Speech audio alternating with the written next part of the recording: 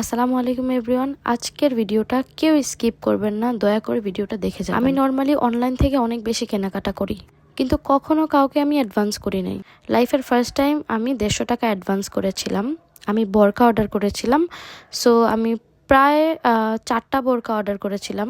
কিছু ছিল নিজের জন্য, কিছু ছিল আমার ভাবি আর আম্মুর জন্য। সো এই বোরকাগুলোর প্রাইস এসে পড়ে 9-10 হাজার টাকার মতো। তো আমি ভাবলাম এত টাকা যদি আমি কিনতেই পারি, আমি 150 টাকা অ্যাডভান্স করতেই পারি। আর ওনাদের টিকটকে ওনাদের সবকিছুই দেখানো আছে, ভিডিও টিডিও। তো আমি ওনাকে অ্যাডভান্স করি, দেন ওনাকে আমি সকাল থেকে মেসেজ করি, উনি আমার মেসেজের কোনো রিপ্লাই করেন না। আমি আমার অন্য একটা হোয়াটসঅ্যাপ দিয়ে ওনাকে নক করি, তখন উনি সাথে সাথে আমার মেসেজে রিপ্লাই করে। আর আমি ওনার সাথে একটু কথা বলি, দেন ওনাকে আমি একটু গালাগালি করেছিলাম।